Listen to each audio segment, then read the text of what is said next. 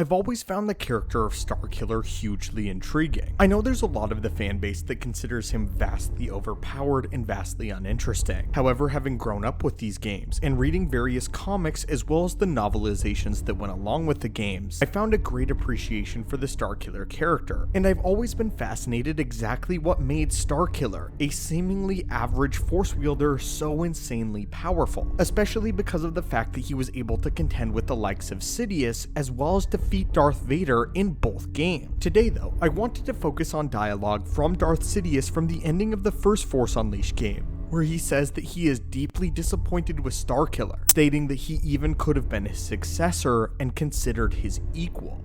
You had such promise.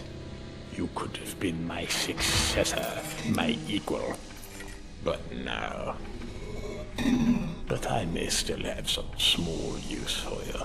I still have enemies to find and destroy. You will do my bidding until I find a new apprentice. This has been a line in dialogue that has always stuck with me. Why does Darth Sidious actually think that Starkiller in terms of power could be his successor and his equal? And what about Starkiller makes him so massively powerful? This is especially interesting when we analyze the relationship that Sidious has with Vader. At this point in time, Sidious does not consider Vader to be a worthy successor whatsoever, and that is why he continuously tries to foil the attempts of Darth Vader to take power from him. He does not want Anakin Skywalker, Darth Vader, to sit on the throne of the Sith because he believes that he does not deserve it. From the moment that Anakin lost to Obi-Wan Kenobi, Sidious full well knew that he would never inherit the Sith Empire. From Sidious's perspective, Darth Vader is too far gone and is now a chess piece to be moved around a board at his whim. But that is why the sudden appearance of Starkiller into the lore shocks Sidious and even allows Sidious to contemplate his future. Perhaps Galen Marek is that individual that can sit upon and inherit the throne of the Sith that Vader never could. But more importantly, was Darth Sidious being truthful with Galen Marek in this moment? Well, I believe that there are two options. First though, let's explore exactly why Starkiller is so powerful. Not just powerful though, but able to inherit the title of the Sith Emperor and as a result, the galaxy and Empire as a whole. Why did Darth Sidious consider him to be a potentially worthy successor? Well, I believe that it is in fact because at this point in time, it's quite possible that potential-wise, Starkiller is close or even outweighs that of Vader. The potential that Anakin Skywalker had is only replicated in the presence of Luke and Leia, and it's clear that by the time of Return of the Jedi, Sidious is eager to replace Lord Vader, as again, he never deemed him worthy of sitting on the throne of the Sith following his defeat. It's clear Starkiller does not have the potential of the Chosen One and Anakin Skywalker, but that doesn't mean what Darth Sidious says doesn't ring true. Even Sidious himself doesn't have a force potential-wise anywhere close to what Anakin had in the Chosen One, but it appears as if Starkiller's natural alignment and potential may have actually been equal to that of Darth Sidious's based on this dialogue. He could also mean as equal, meaning reign as a Sith.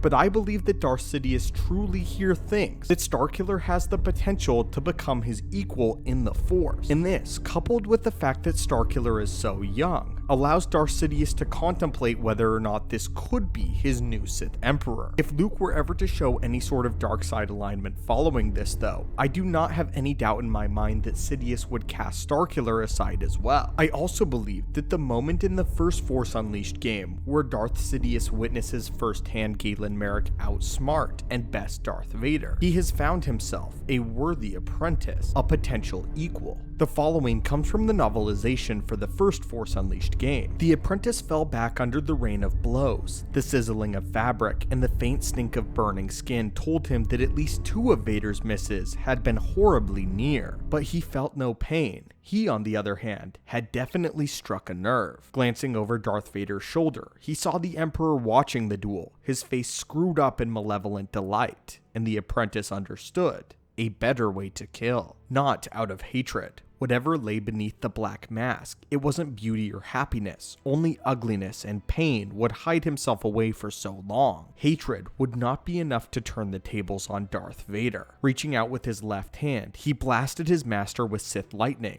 That broke the momentum of the furious onslaught, enabling him to stand and catch his breath. "I do not need hate in order to beat you," he gasped. "That's something I will teach you now." Continued, it says this: anger flared. He lunged forward, his former master barely able to block the blow. A second hit scored a deep wound across his black-clad shoulder. A third stabbed deep into his thigh. Darth Vader reeled backwards, servos whining in his injured limbs, and lightsaber shaking. The apprentice gripped his lightsaber in both hands and held himself back. Anger was a familiar and a powerful tool. It also clouded his eyes when he most needed to see clearly. Vader prepared for combat again. His power over the apprentice, however, was now gone. His lightsaber went skidding and sparking across the floor, twisted out of his grip by telekinesis. The Force wrenched him into the air, as he had once lifted the apprentice's father. A barrage of missiles struck at him with increasing strength. He raised his gloved hand to defend himself, but the battery continued until, with a crash, the apprentice ripped the energy field generator in the center of the room right out of the floor and hurled it at his former master. The generator exploded with great force, as just he had expected,